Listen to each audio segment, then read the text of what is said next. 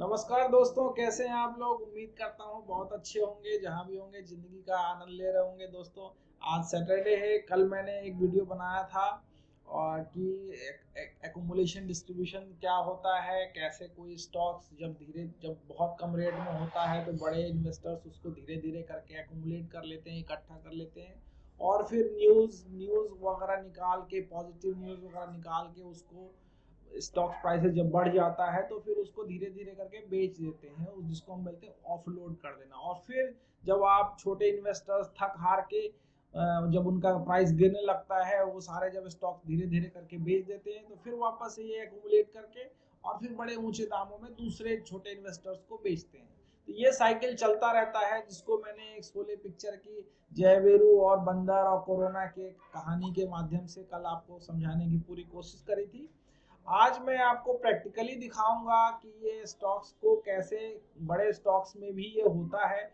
छोटे स्टॉक्स में तो खैर अनगिनत मैं आपको एग्जांपल दे सकता हूं, लेकिन बड़े स्टॉक्स में ये कैसे होता है मैं आपको दिखाऊंगा। सबसे बड़ी जो दोस्तों कंपनी थी आज से कुछ साल पहले तक, जैसे रिलायंस इंडस्ट्रीज एक कंपनी थी, है, जो कि बहुत बड़ी कंपनी है, लेकिन उसमें भी क्या हुआ था कि एक बहुत प्रोलॉन्ग फेज चला था एक्यूमुलेशन डिस्ट्रीब्यूशन का। स्टॉक प्राइसेस जब मैं आपको स्क्रीन पे लेके चलता हूँ, आप देखिए ये स्टॉक्स का मंथली चार्ट है। एक एक बार मैंने मंथली चार्ट का है। ये स्टॉक्स प्राइसेस मैंने 1994 से लेकर के 1994 से लेकर के 2022 तक का मैंने चार्ट प्लॉट कर दिया है आपके सामने। आप देख सकते हैं राइट हैंड साइड में, मेरे कर्सर के राइट हैंड साइड में आप देखिए कि स्टॉक्स का प्राइस दिखा रहा है 1994 में, 1995 में ये प्राइस चल रहा था 28 रुपीज, और आज की डेट में ये स्टॉक्स ऑलमोस्ट ऑलमोस्ट ये समझ लीजिए 2800 तक गया था। तो आप यूं समझ सकते हैं कि ऑलमोस्ट ऑलमोस्ट 30 ईयर्स में ये स्टॉक्स जो है करीब 100 गुना हो गया। 100 पे अगर आप बोल सकते हैं, इस स्टॉक का प्राइस 30 सालों में 100 गुना हो गया। लेकिन 100 गुना ये लीनियर फैशन में नहीं हुआ, कि मतलब मंथ दर मंथ, मंथ बाय मंथ ये नहीं हुआ, ईयर बाय ईयर नहीं हुआ। अब आप देखिए कि कैसे ये स्टॉक्स जो है 2001 तक ये करीब करीब 90 रुपए का था, और वहां से 2003 से जब वो मदर ऑफ बुल रन आया था, जब हमारे पुराने फाइनेंस मिनिस्टर जो थे यूपीए के टाइम में, डॉक्टर मनमोहन सिंह, और उन्होंने लिबरलाइजेशन पॉलिसीज लाए थे, इंडिया को फ्री करा था अपने फॉरेन ट्रेड्स के लिए, तब ये स्टॉक्स जो है करीब डॉट कॉम बबल के बाद 2003 में, यहीं से ऑलमोस्ट मैंने भी अपना करियर शुरू किया था स्टॉक मार्केट में 2001 से। ये देखिए 67 से ये स्टॉक्स करीब करीब 750-800 रुपए तक चला गया था 2008 में। और 2008 में जब ये इकोनॉमिक क्राइसिस आई थी अमेरिका में, हाउसिंग क्राइसिस और लेमन ब्रदर क्राइसिस जिसको बोलते हैं, उस टाइम ये स्टॉक गिर के हो गया था, समझ लीजिए 1/3 भाव पे आ गया था, कि भाई 750 रुपए का स्टॉक ऑलमोस्ट ऑलमोस्ट 250 रुपए पे आ गया था, 1/3 हो गया। वहां से तो ये थोड़ा सा बढ़ा, लेकिन ये पॉइंट में जो आज की टॉपिक का जो मेन फोकस पॉइंट है वो ये है कि 2001 से ये स्टॉक 350 से लेकर के आप देख लीजिए ऑलमोस्ट ऑलमोस्ट 2011 से 2016 5 साल ये स्टॉक, दोस्तों, पूरे 5 साल ये स्टॉक कहीं नहीं गया। ये जी बिल्कुल जैसे जो मोटा वाला सांप होता है ना, अजगर, वैसे जैसे लेटा था तो सो रहा था, तो सो रहा था।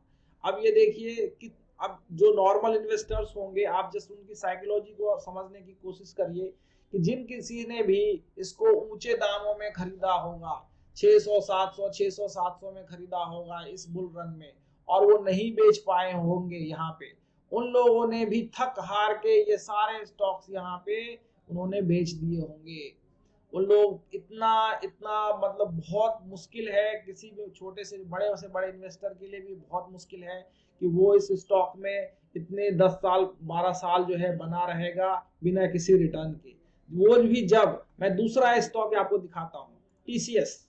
टीसीएस देखिए देखिए 2011 से 2000, अपने को देखना है 2017, 2011 से टीसीएस जो है टाटा कंसल्टेंसी सर्विसेज, ये 2001 से 2017 में ये देखिए आप 550 से करीब करीब आप समझो करीब 1500 या मान लीजिए 1300 रुपया, मतलब 2.5 गुना स्टॉक हो गया। तो जब आपका पैसा कहीं दूसरी जगह डबल 2.5 गुना हो रहा है उस पीरियड में, तो आप बताइए आप क्या करते। लेकिन जैसे ही आपने ये फेज खत्म हुआ, एक्यूमुलेशन का फेज खत्म हुआ, और ये जियो जियो भी प्लान हुआ था, जियो लॉन्च हुआ था करीब करीब 2015-16 में जियो लॉन्च हुआ था।